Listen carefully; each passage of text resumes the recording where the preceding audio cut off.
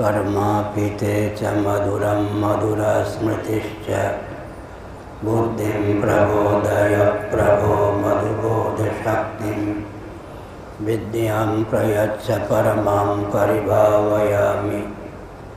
कोमलं कूजयन् वेणुं श्यामलोऽयं कुमारकः वेदवेद्यं परं ब्रह्म भासतां हृदये मम। कूजन्तं राम रामेति मधुरं मधुराक्षरम् आरुह्य कविताशाखां वन्दे वाल्मीकिकोकिलम्। निगमकल्पतरोर्गलितं फलं शुकमुखादमृतद्रवसंयुतं पिबत भागवतं रसमालयं मुहुरहो रसिका भुवि भावुकाः। तृणादपि सुनीचेन तरोरपि सहिष्णुना अमानिना मानदेना कीर्तनीय सदा हरिः। नारायणाखिलगुरो भगवन्नमस्ते शिवाय नमः शिवलिंगाय नमः। तन्मे मनः शिवसंकल्पमस्तु सर्वे भवन्तु सुखिनः। नारायण। श्री राम जय जय राम।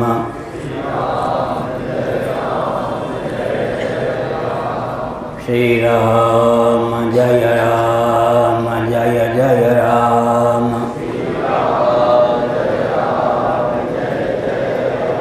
श्री राम जय जय राम।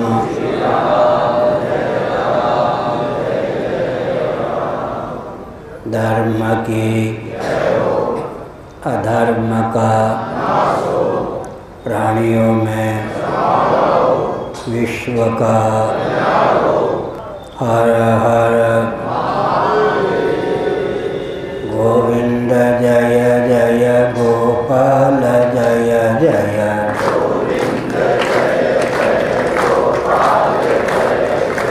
राधा रमण हरि गोविंद जय जय।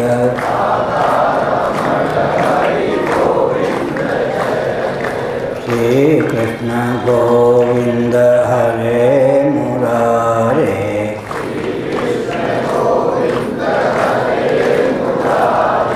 हे नाथ नारायण वासुदेव।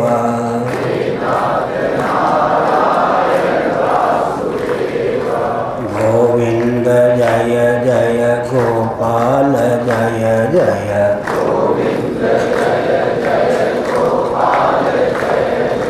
राधा रमण हरि गोविंद जय जय।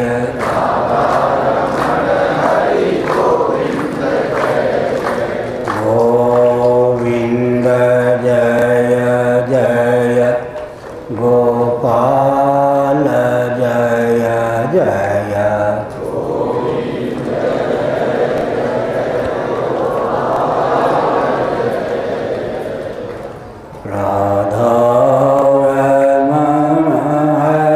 जय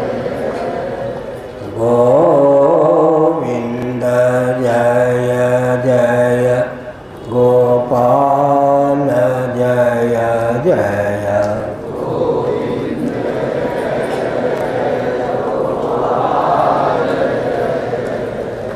राधा रमण हरि गोविंद जय जय।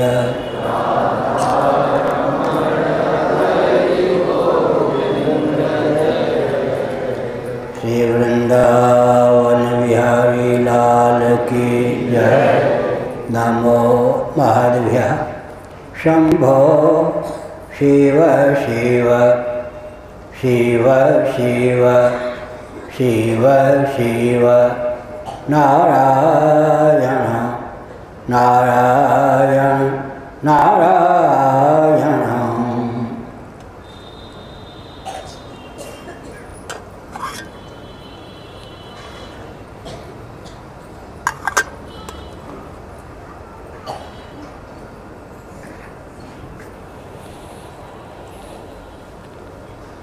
सज्जनों,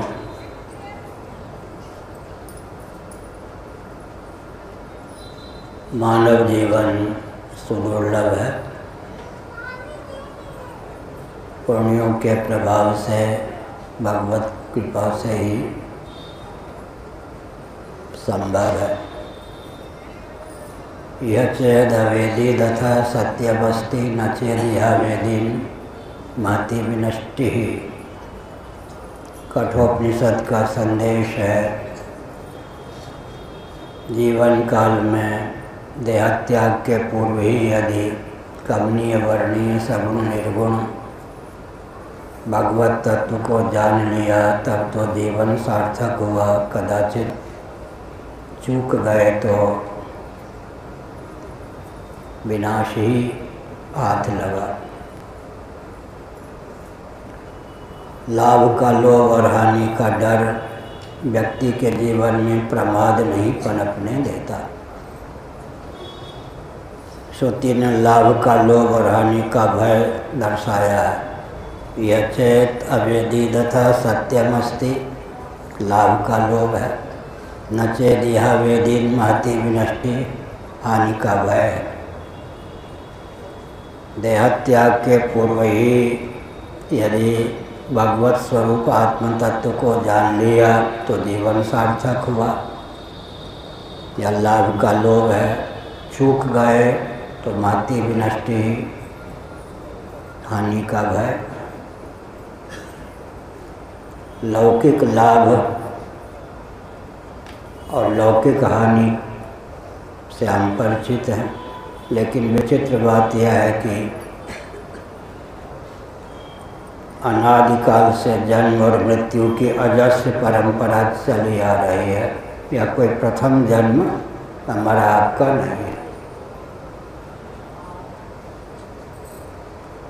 किसी न किसी शरीर में हम इससे पहले रहे होंगे।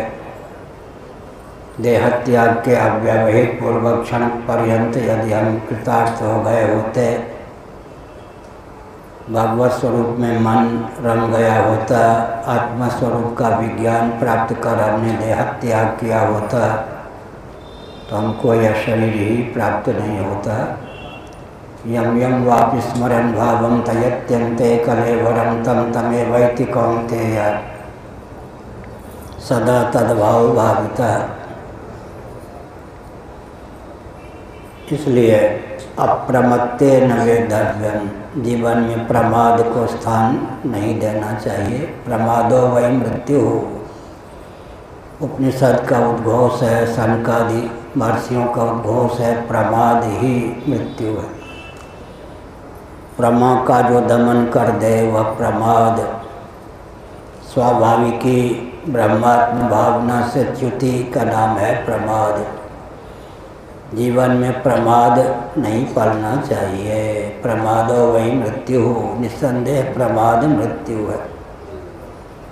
मोह मूल अज्ञान, मोह का जो मूल है अज्ञान, उसी का नाम प्रमाद है। मानव जीवन की विशेषता क्या है, इस पर विचार करने की आवश्यकता है। हमारा आपका जो यह स्थूल शरीर है एक दिन शव के रूप में अन्यों को परिलक्षित होता है। इसके बाह्य भाग में पंच ज्ञानेंद्रियों को, पंच कर्मेंद्रियों को अभिव्यक्त करने के संस्थान हैं। अभ्यंतर भाग में प्राणों को और अंतःकरण को व्यक्त करने के संस्थान हैं। कर्मेंद्रिय, ज्ञानेंद्रिय, प्राण और अंतःकरण का संवेद स्वरूप ही लिंग या सूक्ष्म शरीर है। समग्र सूक्ष्म शरीर को अभिव्यक्त करने के संस्थानों से सन्निहित हमारा आपका यह मनुष्य शरीर है। वृक्षादि में अंतर्निहित अभिव्यक्ति की योग्यता है। स्फुट अभिव्यक्ति ज्ञानेंद्रियों की, कर्मेंद्रियों की, अंतःकरण की, प्राणों की वृक्षादि शरीर से संभव नहीं है। दूसरी बात है कि भोग और मोक्ष दोनों में हमारे जीवन की गति संभव है। वृक्षादि जो शरीर हैं केवल भोग तक इनकी गति है, लेकिन मनुष्य शरीर भोग और मोक्ष दोनों के अनुकूल है। यदि मानव जीवन सर्वथा प्रारब्ध के अधीन ही होता तो फिर लौकिक या वैदिक विधि निषेध की प्राप्ति मनुष्यों को नहीं होती, जैसे कि पशुओं को प्राप्त नहीं है, वृक्षादि को प्राप्त नहीं है। लौकिक विधि निषेध की प्राप्ति मनुष्यों को प्राप्त है। इससे सिद्ध होता है कि मनुष्य पुरुषार्थ की सिद्धि में, पौरुष करने में भी समर्थ है। तो जीवन का उपयोग किसके लिए हो? सनातन सिद्धांत तो बहुत ही दार्शनिक, वैज्ञानिक, व्यावहारिक है। विकास के नाम पर द्रुत गति से उसका विलोप हो रहा है। छत्तीसगढ़, उड़ीसा के उन क्षेत्रों में हमने 30 साल पहले, 28 साल पहले यात्रा की। प्रशस्त राजमार्ग से जो 15-15, 11-11 किलोमीटर दूर गांव, वहाँ हमने 40,000, 35,000 श्रोताओं को देखा। यातायात के साधन जो सुलभ हो गए, त्यों त्यों प्रमाद पलता गया। विकास के नाम पर धर्म और ईश्वर से दूर होते गए। अनजान कहा आँख जय फूटे, बड़ी विचित्र गाथा है। विकास के नाम पर हम धर्म और ईश्वर से सुदूर होते जा रहे हैं। यह तो पतन की रूपरेखा है। इसलिए मानव जीवन के महत्व को परखने और समझने की आवश्यकता है। हम जहाँ सृष्टि का श्रवण कर सकते हैं, वहाँ सृष्टा का भी श्रवण कर सकते हैं। सृष्टि का मनन कर सकते हैं, वहाँ सृष्टा का भी मनन कर सकते हैं। जहाँ सृष्टि का ध्यान कर सकते हैं, वहाँ सृष्टा का भी ध्यान कर सकते हैं। सृष्टि में मन को सन्निहित कर सकते हैं, वहाँ सृष्टा सर्वेश्वर में भी मन को सन्निहित कर सकते हैं। भोग और अपवर्ग दोनों में मानव जीवन की गति है। कुछ लोगों को भ्रम होता है कि भगवान की ओर बढ़ेंगे तो भोग से च्युत हो जाएंगे, लेकिन सनातन सिद्धांत तो ऐसा नहीं स्वीकार करता। उदाहरण के लिए, यत् करोसि यदश्नासि यत् जुहोसि ददासि यत् तपस्यसि कौन्तेय तत्कुरुष्व मदर्पणम्। व्यवहार परमार्थ की सिद्धि के लिए है। सनातन धर्मियों के यहाँ व्यवहार के लिए है ही नहीं। परमार्थ की सिद्धि भी होती जाए और व्यवहार भी सजता जाए, ऐसा मानक है। हम आप स्नान करते हैं, सनातन धर्मी जो भौतिकवादी हैं, अनीश्वरवादी हैं, धर्म और ईश्वर से सुदूर हैं, वे स्नान करते हैं। शरीर में स्फूर्ति का संचार हो, आलस्य की निवृत्ति हो, मैल का क्षालन हो, शरीर स्वच्छ परिलक्षित हो। लेकिन हम भौतिकवादियों को जो स्नान से फल प्राप्त होता है उससे वंचित नहीं रहते हुए भी ठाकुर जी को स्नान कराने की पात्रता का संपादन करने के लिए स्नान करते हैं।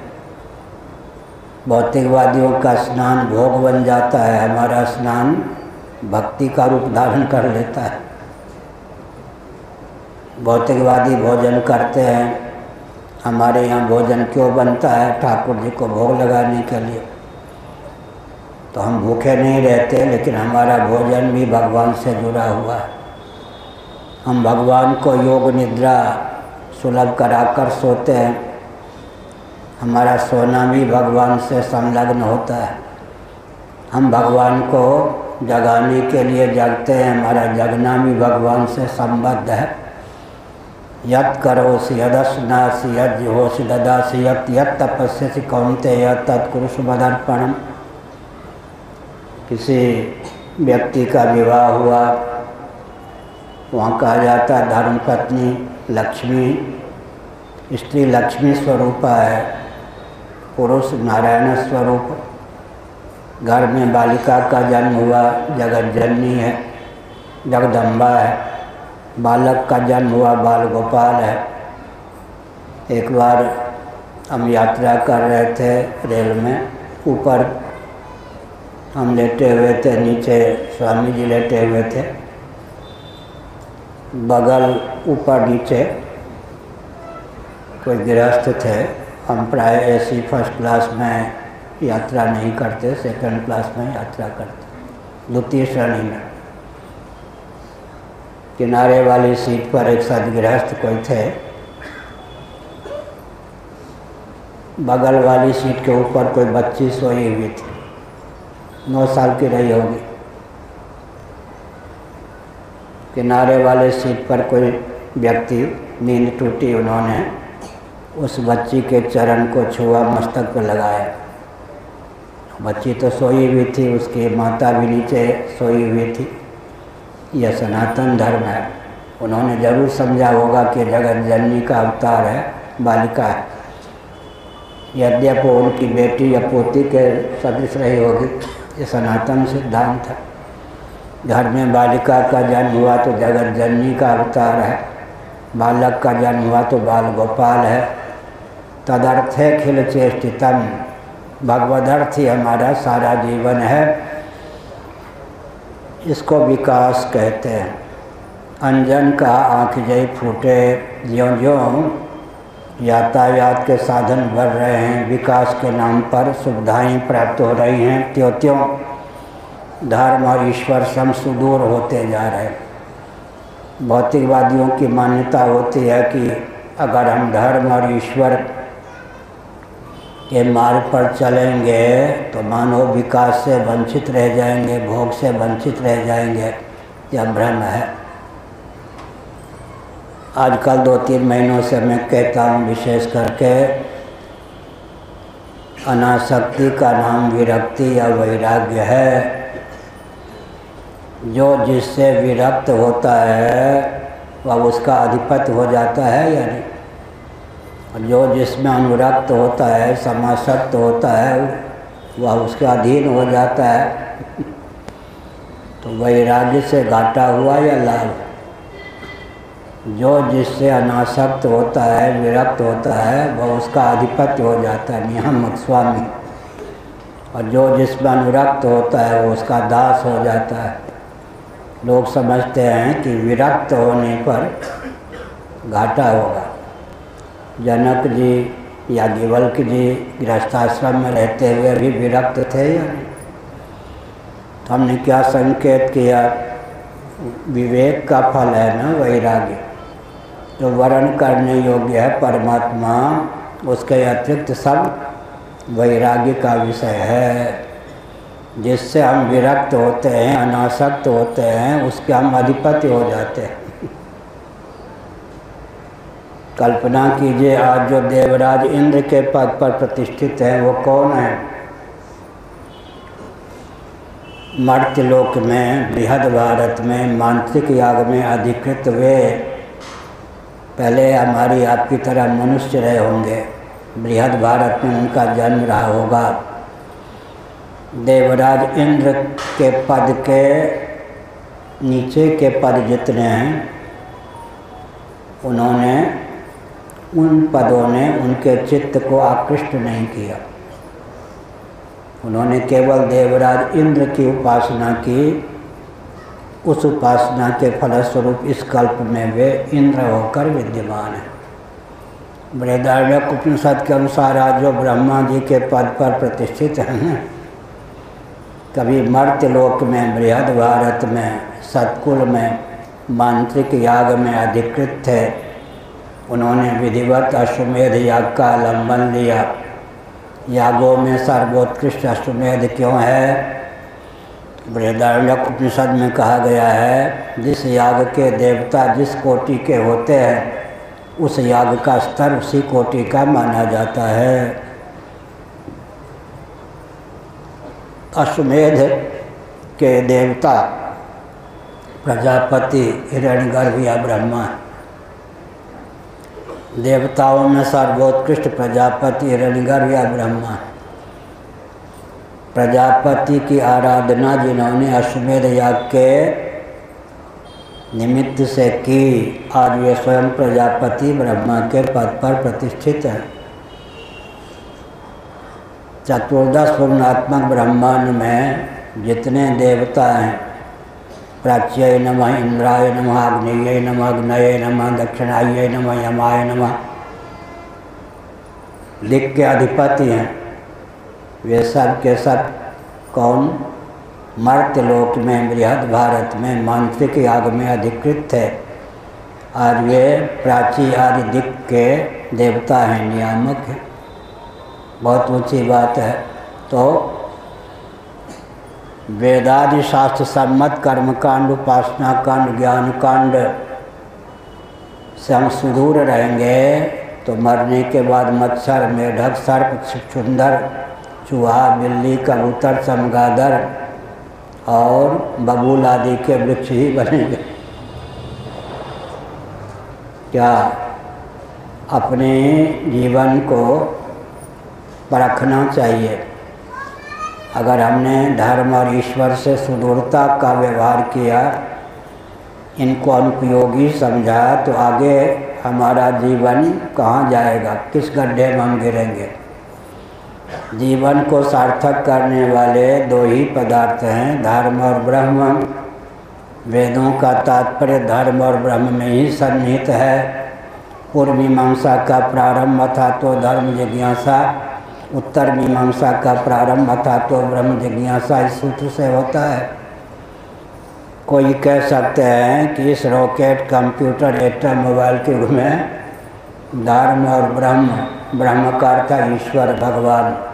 वदन्ति तत्तत्त्वविदस्तत्त्वं यज्ञानम् अद्वयम् ब्रह्मेति परमात्मेति भगवानिति शब्दते यत् अद्वयं ज्ञानम तत्तत्त्वम्। ईश्वर और धर्म की क्या उपयोगिता है, कोई कह सकते हैं। विपरीत ढंग से सोचें, जीवन में सब कुछ हो, धर्म निष्ठा न हो, भगवत भक्ति रूपा ब्रह्म निष्ठा न हो, तो जीवन क्या हुआ। जीवन को सार्थक करने वाले जो तत्व हैं, धर्म और ब्रह्म, इन्हीं से परहेज है प्राय। बहुत व्यामोह होता है। कोई धोखे से गोद का बच्चा तो माँ के पास आ ही जाएगा प्रवचन सुनने, उसको भी माँ या तो खेलने के लिए भेज देगी या थपकी लगा के सुला देगी। प्रायः कहते हैं 75 साल से अधिक आयु हो जाए तब प्रवचन सुनना चाहिए, अभी तो खेल कूद का समय। प्रहलाद जी ने अपने मित्रों को क्या कहा, बचपन से ही क्या, लेकिन आजकल क्या कहते हैं, जब मरने के दिन नज़दीक आ जाएं तब प्रवचन सुना जाता है, कथा सुनी जाती है।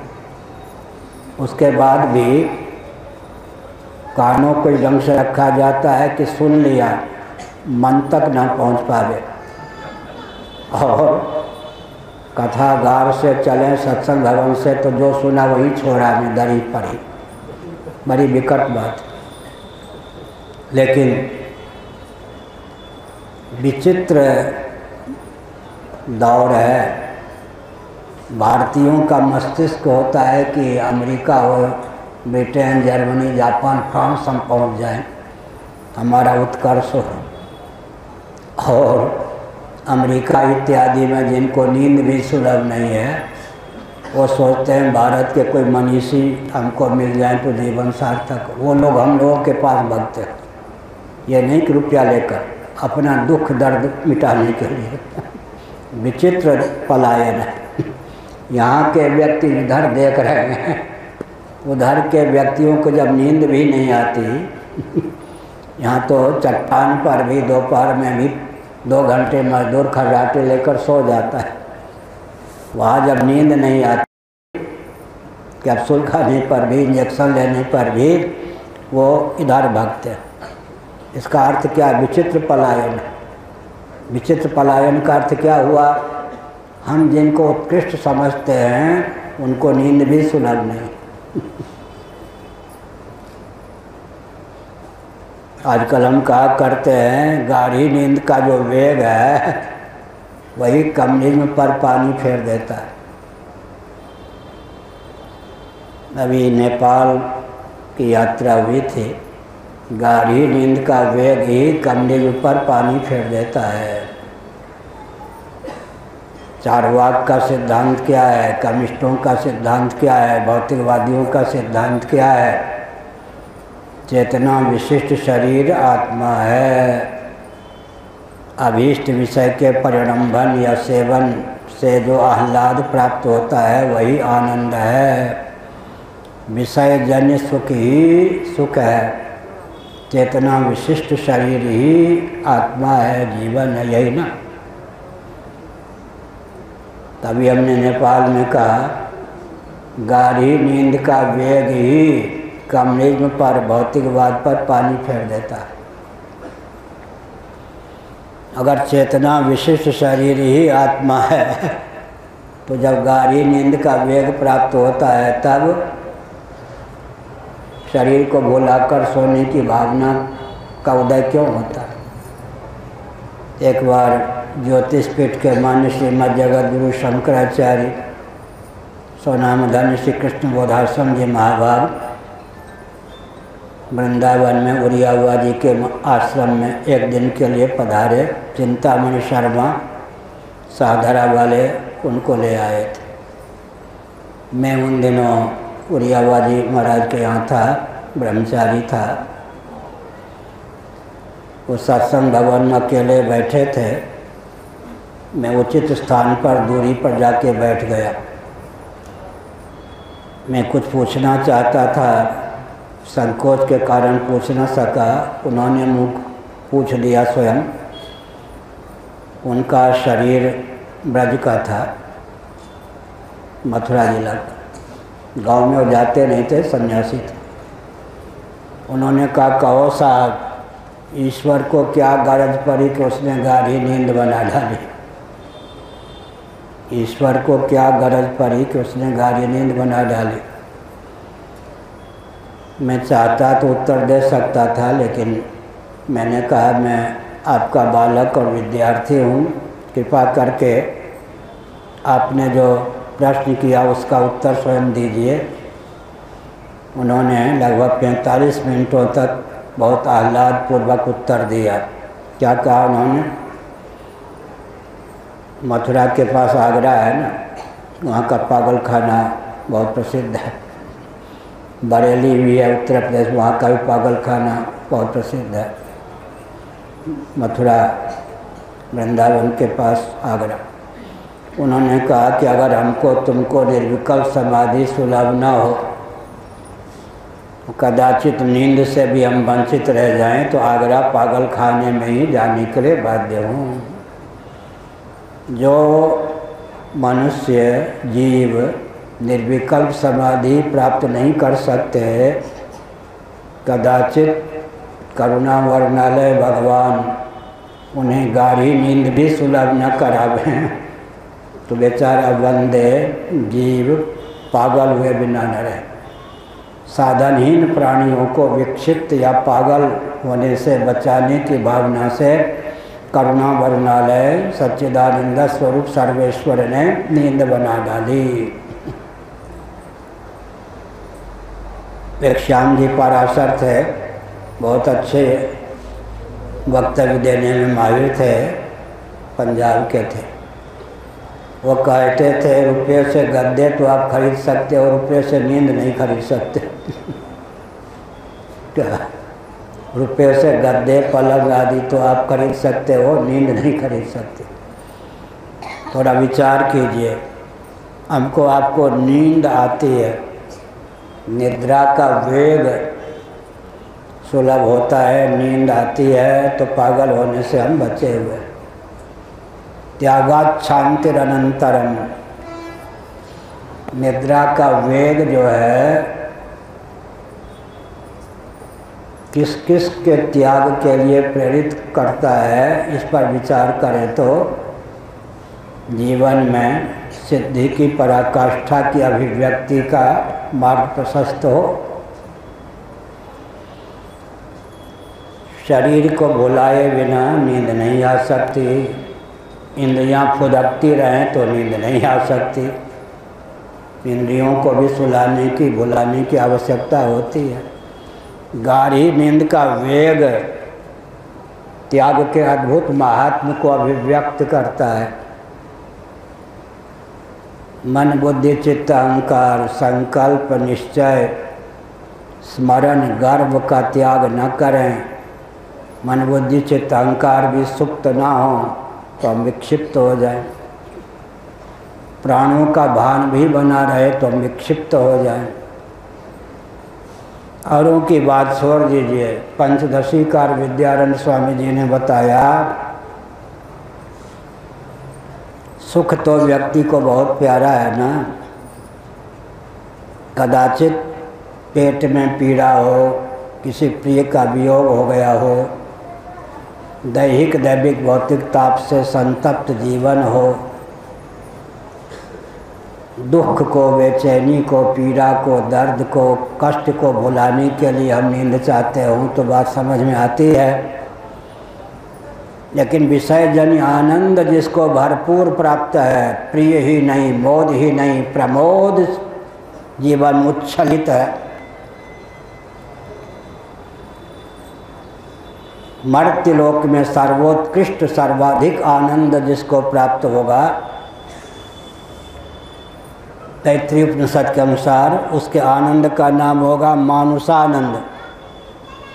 सप्तद्वीपा मेदिनी धरित्री,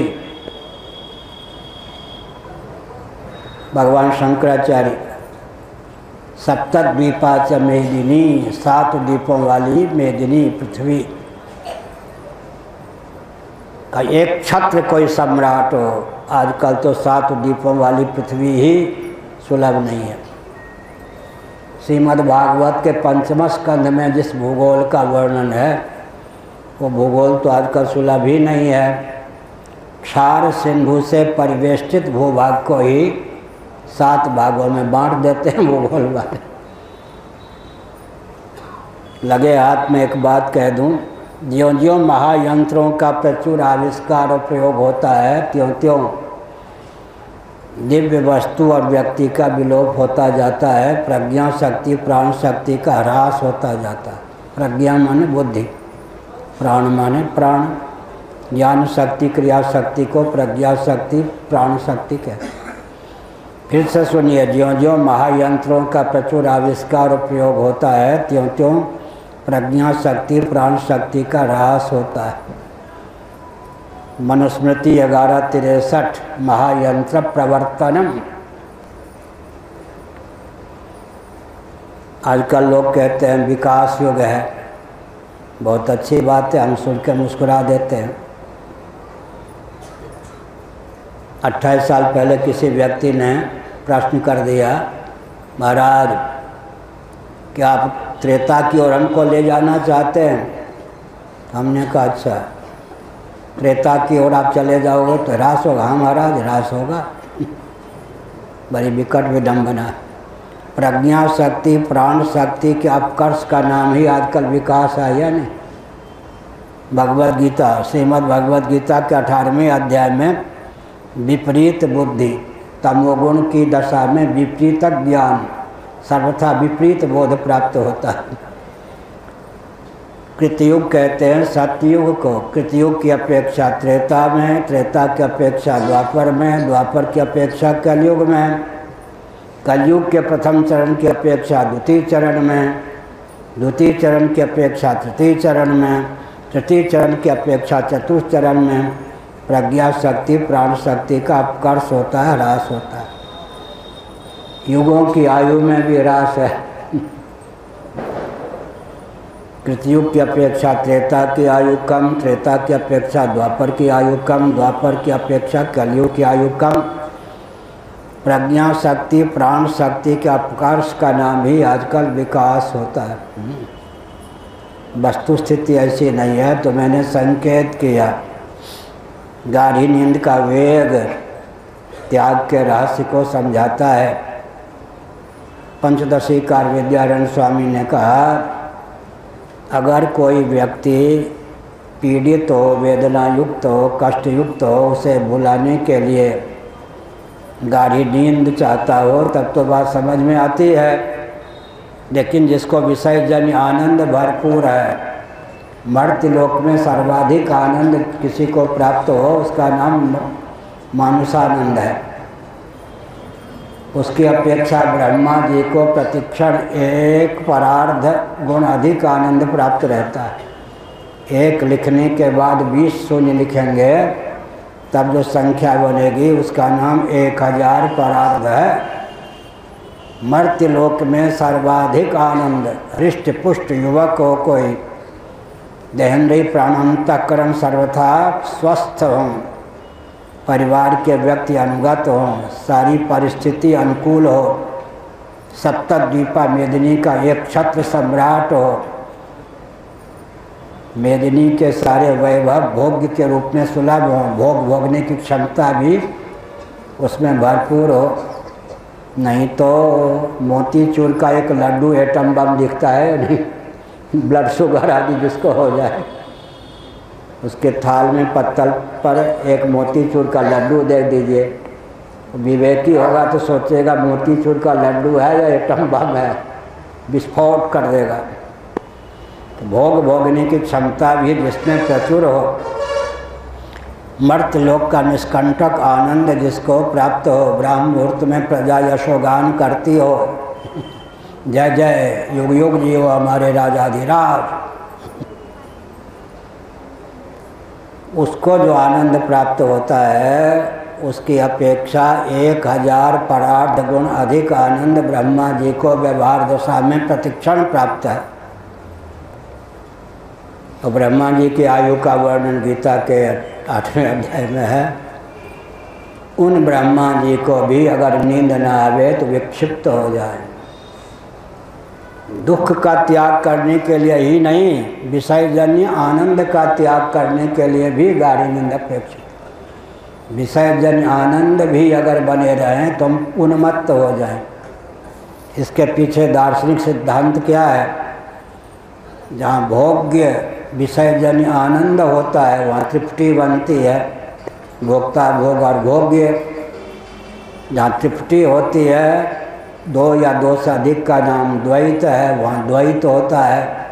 जहाँ द्वैत होता है वहाँ श्रम होता है, जहाँ श्रम होता है वहाँ उर्दू में बोलें तो खालिस, अंग्रेजी में बोलें तो प्योर, संस्कृत में बोलें तो निरक्षय आनंद नहीं होता।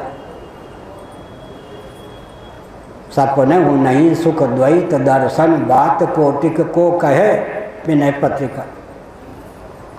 जहाँ विषय जन्य आनंद होता है वहाँ तृप्ति होती है, जहाँ तृप्ति होती है वहाँ द्वैत होता है, जहाँ द्वैत होता है वहाँ श्रम होता है। अपना ही वदनारविंद यूँ देखते रहें, दर्पण सामने रख लें, मुखारविंद, श्रम होगा अंत में दर्पण को यूँ पड़ गया, हाथ को ही देखते रहें। जहाँ श्रम होगा वहाँ तो निरतिशय आनंद नहीं हो सकता। विषय जन्य आनंद को भी भुलाकर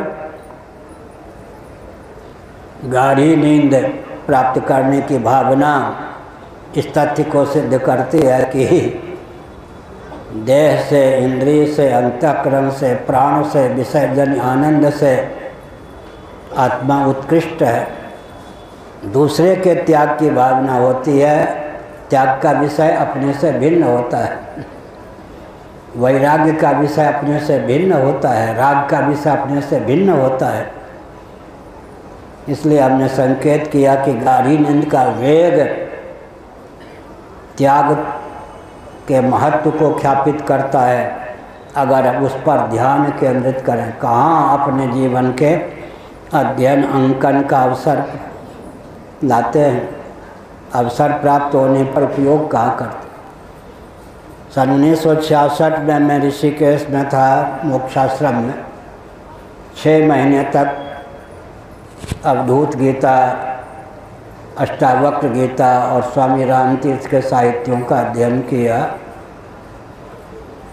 स्वामी रामतीर्थ का वक्तव्य लिखित पुस्तक के रूप में प्रसारित था कि आप दूसरों के प्रति क्या न्याय दोगे अगर आप अपने जीवन में सुलभ जागृत स्वप्न सुषुप्ति इनसे शिक्षा नहीं ले सकते तो सृष्टि का रहस्य कैसे समझोगे? दूसरों के प्रति क्या न्याय करोगे? अपने प्रति भी न्याय नहीं कर सकोगे। स्वप्नावस्था जगत की उत्पत्ति का रहस्य बता देती है, जागृत अवस्था जगत की स्थिति का रहस्य बताती है, सुषुप्ति अवस्था जगत की समृद्धि जगत के संहार का रहस्य बताती है। अपने जीवन का अंकन करेंगे तो सृष्टि का रहस्य समझ में आ जाएगा।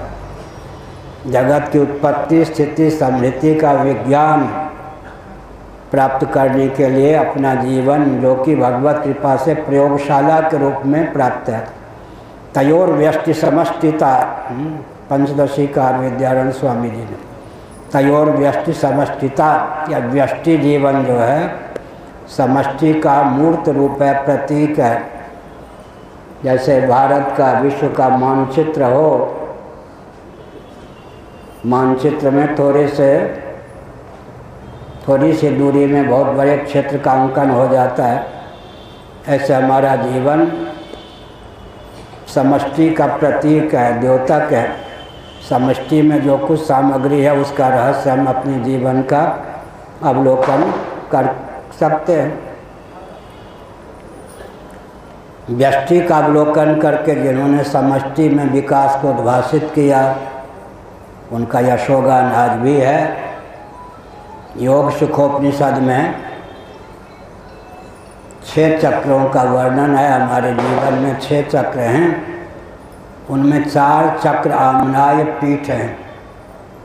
योग सुखोपनिषद उस उपनिषद का अनुशीलन करके भगवत पाद शिवावतार शंकराचार्य महाभाग ने भारत में ऋक यजु साम और अथर्व से संबद्ध एक एक पीठ की उद्भावना की। ब्रह्मा जी का वर्णन है श्रीमद् भागवत में 2 स्कंद में, 3 स्कंद में।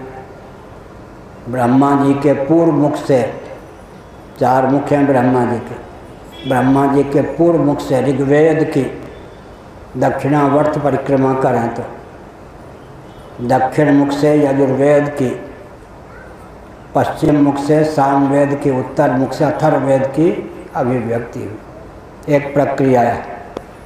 इसी के आधार पर शंकराचार्य महाभाग ने 4 आम्नाय पीठों की उद्भावना की।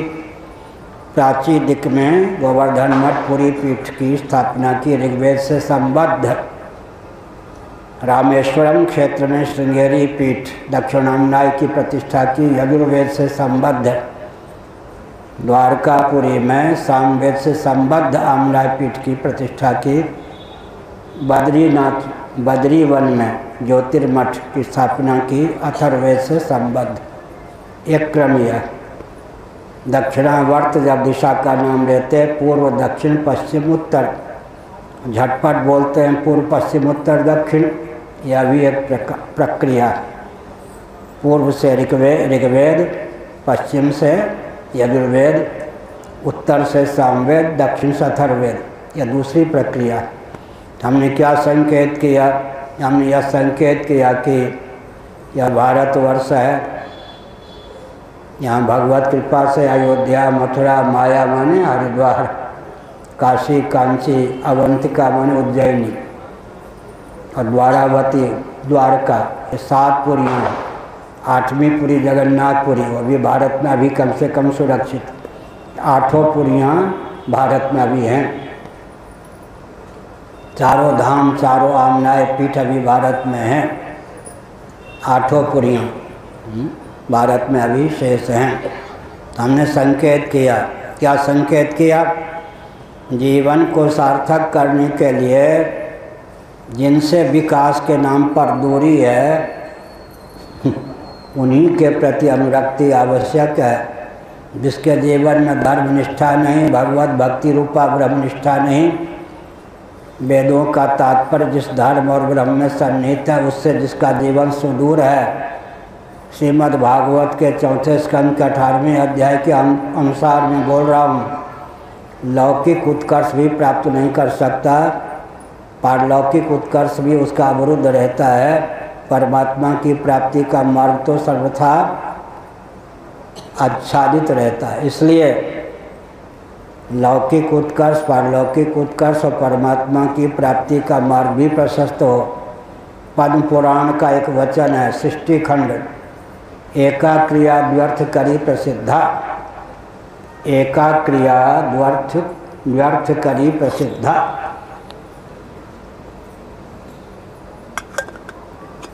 एक उदाहरण वहीं दिया गया, एका क्रिया व्यर्थ करी प्रसिद्धा।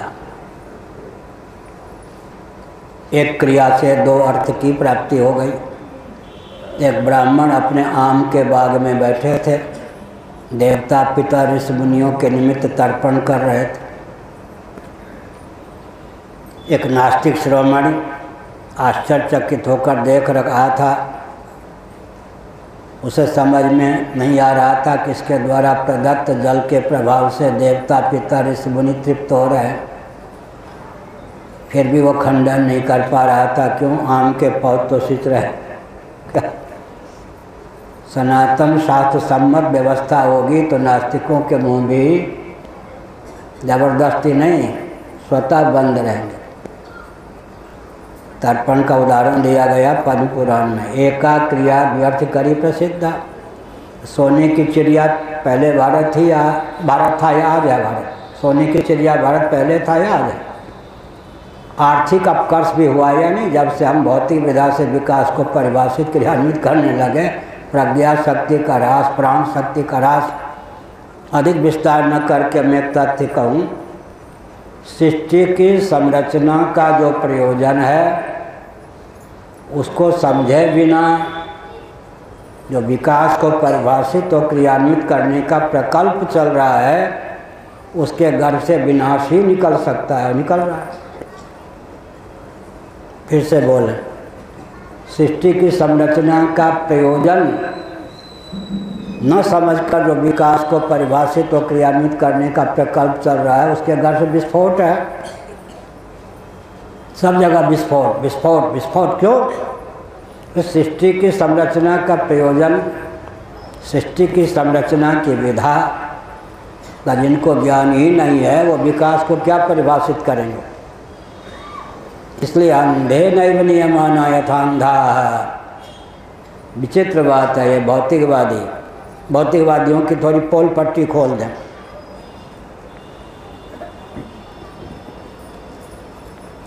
इंद्रियात्मवादी, चेतना विशिष्ट शरीर को आत्मा मानने वाले भौतिकवादी होते हैं। इंद्रियों की गति केवल वर्तमान तक होती है, भूत भविष्य में नहीं होती। मन की गति तीनों कालों में होती है। मन को परिमार्जित कर लें तो कालातीत परमात्मा में भी होती है। वेदादि शास्त्रों की गति तीनों कालों में है। यच्चत्र कालातीतम तदप्योंकारेव, कालातीत परमेश्वर में भी है। इसलिए मन में वेदादि शास्त्रों की प्रतिष्ठा का वर्णन तैत्तिरीय उपनिषद में है। तो हमने संकेत किया, अब तक क्या किया? कितनी चिड़िया उड़े आकाश, चारा है धरती के पास। विकास के नाम पर उड़ान भरिए। ऊर्जा के स्रोत जो पृथ्वी, पानी, प्रकाश, पवन हैं, इनको आप महायंत्रों का प्रयोग करके विकृत करते जाएंगे, कुपित करते जाएंगे। चंद्रमा की सतह को भी धंसने के लिए बाध्य करते जाएंगे, पूरा विप्लव हो जाएगा। अंत में चतुर्दश भुवनात्मक ब्रह्मांड में जो कुछ चमत्कृति दिखाई पड़ रही है ना, वो वेदादि शास्त्र सम्मत कर्मकांड, उपासना कांड, ज्ञान कांड के कारण। आज जो ब्रह्मा जी के पद पर हैं, वरुण जी के पद पर हैं, कुबेर जी के पद पर हैं, इंद्र के पद पर हैं, ये सब कौन थे जी? मर्त्यलोक में, बृहद भारत में वैदिक कर्मकांड, उपासना कांड, ज्ञान कांड में अधिकृत सत्पुरुष थे। उन्होंने वेदादि शास्त्र सम्मत कर्म उपासना का आलम्बन लेकर यह उत्कर्ष प्राप्त किया। अंत में हम संकेत करते हैं, अभी हमने पद्म पुराण का वचन उद्धृत किया, एका क्रिया व्यर्थ करी प्रसिद्धा। आजकल योग की चर्चा बहुत है। योग के प्रति पूरा विश्व लट्टू क्यों है? योग की परिभाषा भी, जिनको मैं किसी की निंदा नहीं करता, मेरा स्वभाव, और तथ्य की अभिव्यक्ति के लिए केवल चित्रण होता है। प्रश्न ये उठता है कि योग की इतनी प्रशंसा, योगी तथा कथित योगी की इतनी प्रशंसा क्यों होती है? देय फल, सद्य फल, प्रकट प्रभाव। सत्संग का फल जैसे सद्य होता है। योग दर्शन ईश्वर को मानने वाला दर्शन है, परलोक को, पूर्व जन्म को, पुनर्जन्म को मानने वाला दर्शन है। फिर भी हमारे श्री रामदेव बाबा इत्यादि पाकिस्तान, अरब राष्ट्र में भी योग के नाम पे चर्चित क्यों हो गए? देय सद्य फल, अहिंसा, सत्य, अस्तेय, ब्रह्मचर्य, परिग्रह, 5 यम, शौच, संतोष, तपस्वाध्याय, ईश्वर प्रणिधान, 5 नियम, फिर आसन, फिर प्राणायाम, फिर प्रत्याहार, फिर धारणा, फिर ध्यान, फिर समाधि, अष्टांग योग। योग का अर्थ है समाधि। समाधि के साधन के रूप में अष्टांग योग का वर्णन। यम का फल प्रत्यक्ष होता है। अहिंसा प्रतिष्ठा का फल क्या है? सत्य, अस्तेय, ब्रह्मचर्य, परिग्रह की प्रतिष्ठा का फल क्या है? शौच, संतोष, तपस्वाध्याय, ईश्वर प्रणिधान की प्रतिष्ठा का फल क्या है? आसन सिद्धि का फल क्या है? प्राणायाम की सिद्धि का फल क्या है? सद्य फल, सद्य फल। योग के प्रति आकर्षण क्यों है? क्योंकि जीवन काल में फल मिल जाता है। इसलिए योग को अन्यथा कोई नहीं कह सकता। देवी सद्य फल, प्रकट प्रभाव, हमने संकेत किया। लेकिन विचार करने की आवश्यकता है कि मानव जीवन को सार्थक करने के लिए क्या करें। कम से कम एक तथ्य पर ध्यान दें। एक व्यक्ति, महाभारत का उदाहरण है, हमारे आपके जीवन का अनुभव है। अन्न के बिना जितने दिनों तक जीवित रह सकता है उतने दिनों तक अन्न का कारण जल, पर्जन्यादन्न संभव। अन्न का कारण जो जल है, उसके बिना उतने दिनों तक जीवित नहीं रह सकता। कार्य की अपेक्षा कारण का अधिक महत्व हुआ या नहीं? एक व्यक्ति पानी के बिना जितने दिनों तक जीवित रह सकता है, जल का कारण शरीर में रहने वाली ऊष्मा, अग्नि के बिना उतने दिनों तक जीवित नहीं रह सकता। जितने क्षणों तक शरीर में रहने वाली ऊष्मा के बिना जीवन की कल्पना की जा सकती है, उतने क्षणों तक भी प्राण पवन के बिना जीवन की कल्पना नहीं की जा सकती। जितने क्षण तक प्राण पवन के बिना जीवन की कल्पना की जा सकती है, प्राण पवन को चलने के लिए अवकाशप्रद आकाश के बिना उतने क्षण भी जीवन की कल्पना नहीं की जा सकती। नवा अरे सर्वस्य कामाय सर्वं प्रियं भवति, आत्मनस्तु कामाय सर्वं प्रियं भवति। लेकिन ये सब परार्थ हैं। अन्न अन्न के लिए नहीं, जल जल के लिए नहीं, अग्नि अग्नि के लिए नहीं, वायु वायु के लिए नहीं, आकाश आकाश के लिए नहीं। ये सब आत्मा के शेष हैं। आत्मा शेषी है, आत्मा शेषी है। श्री रामानुजाचार्य महाभाग शेषी और शेष शब्द का बहुत प्रयोग करते हैं। जगत शेष है, भोग्य शेष है, भोक्ता शेषी है। विडंबना क्या है, रोना क्या है? शेषी ने शेष की दास्ता प्राप्त कर ली है। शेष शब्द अंग के अर्थ में होता है, शेषनाग जैसे। एक शेष शब्द गणित में जो बच जाए कटने पिटने से, उसका नाम शेष होता है। एक शेष शब्द शेषी परमात्मा के अर्थ में, शिष्यते शेष संज्ञा, कटने पिटने, जलने भूलने, राख होने, नष्ट होने, तिरोहित होने से जो बच जाए, महाप्रलय में परमात्मा तत्व शेष रहता है। शेष का अर्थ अंगी भी है, शेष का अर्थ अंग भी है विवक्षानुसार। अंत में आज के प्रवचन का सार क्या निकला? कम से कम हमने उदाहरण दिया, एक व्यक्ति अपने घर में 15-20 मिनट, आध घंटा सही, आध घंटा लगा के भरपेट भोजन कर लेता है, 5-7 घंटे तक भोजन का प्रभाव उसके जीवन में पड़ा रहता है, प्रज्ञा शक्ति प्राण शक्ति का उत्कर्ष बना रहता है। जब भोजन का यह प्रभाव है तो भोजन की अपेक्षा जल का, उसकी अपेक्षा अग्नि का, अग्नि की अपेक्षा वायु का, वायु की अपेक्षा आकाश का, आकाश में जिसका कार्य है तस्माद् वाय तस्माद् आत्मना आकाशा संभूता, उस परमात्मा का सर्वाधिक महत्व हुआ या नहीं? एक आसन पर बैठकर 15-20 मिनटों तक भजन करें, भगवान का स्मरण करें, भजनानंद में जब निमग्न होगा मन, काम क्रोध लोभ मोह पाखंड दंभ ये सब जो आश्री संपत्ति, इनसे हम बचे रहेंगे। अंत में हमारे पूज्य गुरुदेव धर्म सम्राट श्री स्वामी करपात्री जी महाभाग ने हमको काशी में बताया, पूछ दिया संध्या के समय गंगा तट पर केदार घाट में, कहो। उन्होंने पूछा, क्या पूछा? भगवान ने ये जगत बनाया, क्यों बनाया? हमने एक संकेत किया, पृथ्वी की अपेक्षा जल का, जल की अपेक्षा अग्नि का, अग्नि की अपेक्षा वायु का, वायु की अपेक्षा आकाश का, आकाश की अपेक्षा आत्मा का सर्वाधिक महत्व है। जगत शेष है, भगवान शेष ही। पूछा क्या? ये मुसलमान सज्जन 5 बार नमाज क्यों पढ़ते हैं? मैंने कहा मुझे क्या मालूम, मुझे आप बता दीजिए। तो उन्होंने कहा सुनो, हमारे तुम्हारे पूर्वजों से इनके पूर्वजों को 5 बार प्रार्थना का, भगवान के स्मरण का प्रशिक्षण प्राप्त हुआ होगा, शिक्षा प्राप्त हुई होगी इनको, इनके पूर्वजों।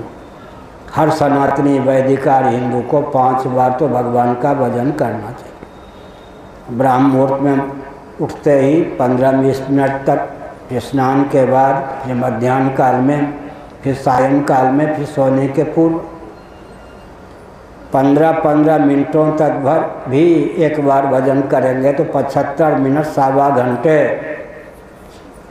भगवान के नाम पर हमारे व्यतीत होंगे। उससे क्या होगा? प्रज्ञा शक्ति प्राण शक्ति, प्रज्ञा शक्ति प्राण शक्ति परिपुष्ट रहेगी, काम क्रोध आदि सब नियंत्रित रहेंगे, जीवन में उत्कर्ष ही उत्कर्ष होगा। तो जो मनुष्य शरीर प्राप्त करके भी सवा घंटे भी ईश्वर के नाम पर नहीं निकाल सकता, पहले 1.25 रुपये दक्षिणा देते थे ना, 1.25 घंटे तो ईश्वर के नाम पे निकालिए, वो ईश्वर पर कृपा है, अपने ऊपर कृपा है। एक याद आ गई घटना, मैं दिल्ली में विद्यार्थी जीवन में था, 3 बार संध्या वंदन करता था, 1000 गायत्री का मंत्र जप करता था, लेकिन कभी बड़े भाई ने डांटा नहीं था। तो मन करता था एक बार कुछ ऐसा उपद्रव करूं जो डांट पड़ जाए तो याद रहे। डांट खाने योग्य जीवन ही नहीं था, उपद्रव करने का मन नहीं था, तो हमने संकेत किया, झूठ बोलता नहीं था। तो बड़े भाई ने कहा, ईश्वर को, सूर्य भगवान को नमस्कार करके जल देते हो या नहीं? मैं तो 3 बार संध्या वंदन करने वाला, 1000 गायत्री मंत्र नित्य जपने वाला था। तो मैंने क्या विचित्र नास्तिकता का जानबूझ के परिचय दिया। बड़े भाई की डांट पड़ती तो अच्छा था, भावना से। मैंने कहा कि अब बताइए, अगर मैं सूर्य भगवान को जल नहीं दूंगा तो प्यासे मर जाएंगे। उनको हुआ, उन्होंने अच्छा नास्तिक श्रवण हो गया, दिल्ली का पानी लग गया तुझे। कभी उन्होंने डांटा नहीं था, दिल्ली का पानी लग गया तुम्हें। बहुत उनको कष्ट हुआ कि दिल्ली माँ के नास्तिक हो गया। फिर उन्होंने कहा, अरे सूर्य भगवान पे कृपा करने के लिए नहीं, अरे नास्तिक सूर्य भगवान का दिया हुआ जल हमको प्राप्त होता है, वर्षा उनके माध्यम। कृतज्ञता ज्ञापन के लिए सूर्य भगवान को जल दिया कर, उन पे कृपा करने के लिए नहीं। तो मैंने कहा डांट खाने की इच्छा थी, मैं तो 3 बार संध्या वंदन करता हूँ, 1 बार 1000 गायत्री मंत्र जप करता हूँ। तो उन्होंने कहा फिर डांट खाने के लिए ऐसा क्यों बोला? जीवन में याद रहे कि बड़े भाई ने डांट दी, डांट भी अच्छी होती है। हमने क्या संकेत किया? हमने यह संकेत किया कि हर व्यक्ति को 5 बार तो भजन का व्रत लेना चाहिए। कभी व्यस्तता हो तो उसकी पूर्ति फिर सोने के पहले कर लें।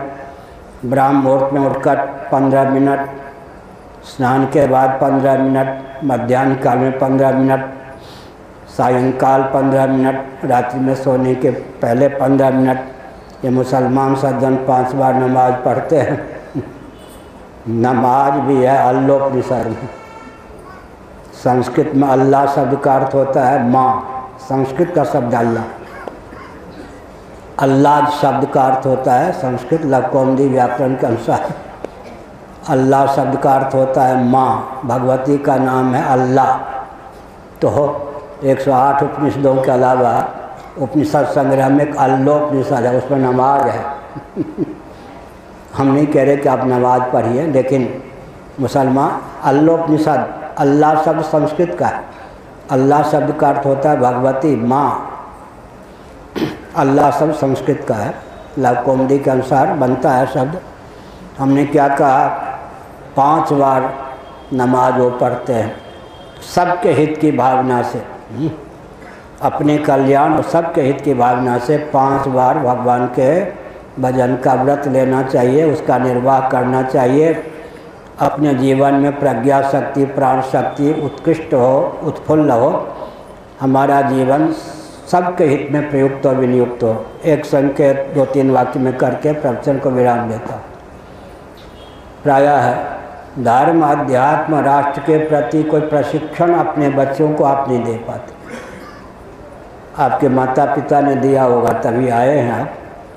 लेकिन हिंदुओं में कमी क्या है? धर्म, अध्यात्म, राष्ट्र के प्रति बच्चों के हृदय में कोई प्रशिक्षण नहीं पहुंचता। दुधमुहा बच्चा है, संसार देखा ही कहाँ है, भजन तो कभी मरने के दिन नजदीक आएंगे तो हो ही जाएगा। ये नहीं, प्रहलाद चलते फिरते आत्मबम थे या नहीं? नैनम छिंदन्ति शस्त्राणि नैनम दहति पावका न चैनम क्लेदयन्ति आपो न शोषयति मारुता। आत्मा के जो लक्षण हैं भगवत भजन के प्रभाव से है, प्रहलाद के शरीर में उन लक्षणों की व्याप्ति हो गई। अग्नि तत्व दाहक प्रकाशक होता है, उसके संपर्क में आने पर काला कलूटा लोहा भी दाहक प्रकाशक हो जाता है। नैनम छिंदन्ति शस्त्राणि नैनम दहति पावका न चैनम क्लेदयन्ति आपो न शोषयति मारुता। अच्छेद्योयम अदाह्योयम अक्लेद्योयम। प्रहलाद के शरीर को क्षत विक्षत करने का पार्थिव अस्त्र शस्त्रों के द्वारा प्रयास किया गया, जल में डुबोने का प्रयास किया गया, होलिका के माध्यम से अग्नि में जलाने का प्रयास किया गया, सिद्धि के बल पर आंधी तूफान बवंडर में उड़ाने का प्रयास किया गया। लेकिन प्रहलाद का शरीर बिल्कुल छिन्न भिन्न नहीं हुआ, गीला नहीं हुआ, जला नहीं, एक तिल भर भी खिसकने में समर्थ नहीं हुआ। अर्थात प्रहलाद ने भजनानंद के बल पर शरीर में आत्मा के लक्षणों को उतार दिया था। अंत में मैं संकेत करता हूँ, हमारे आपके जीवन में देवर्षि नारद और प्रहलाद स्वस्थ क्रांति की उद्भावना के लिए देवर्षि नारद की क्या विशेषता है? 4-5 दिनों तक चिंतन करके हमने जो निष्कर्ष निकाला वो आपको 1-2 वाक्य में बता रहा हूँ। हम लोग 1-1 घंटा में जो बोलते हैं, गुरु गोविंद ग्रंथ की कृपा से आप अपने आप टटोलने चलें तो दिशाहीन हो सकते हैं। 50 वर्ष लग जाए तो भी उतनी सामग्री नहीं प्राप्त कर सकते। सत्संग का यह महत्व हुआ है, आयोजकों की कृपा हुई या नहीं आप लोगों पर? आप भी आस्तिक हैं तभी तो इतनी संख्या होगी। देखिए उपस्थिति, हम मान के चलते हैं कि पार्लियामेंट के सदस्य कम होते हैं। ये धार्मिक आध्यात्मिक पार्लियामेंट है। पार्लियामेंट लाखों व्यक्ति नहीं होते, 300, 400, 250, 300, वही बात। हमने क्या संकेत किया? हमने यह संकेत किया कि जीवन को सार्थक करने के लिए, प्रज्ञा शक्ति, प्राण शक्ति को परिपुष्ट करने के लिए भगवान का स्मरण करें, और कुछ नहीं तो गायत्री मंत्र का अनुवाद किया है तुलसीदास जी ने, उसको तो 32 बार कम से कम पढ़ लिया करें। जनक सुता जग जननी जानकी, अतिशय प्रिय करुणा निधान की, ताके जुगपद कमल मनाऊं, जासु कृपा निर्मल मति पाऊं। ये क्या है? गायत्री मंत्र का अनुवाद तुलसीदास जी ने कर दिया। गायत्री मंत्र का अनुवाद माताएं भी सब अधिकृत हैं इसमें। किसमें?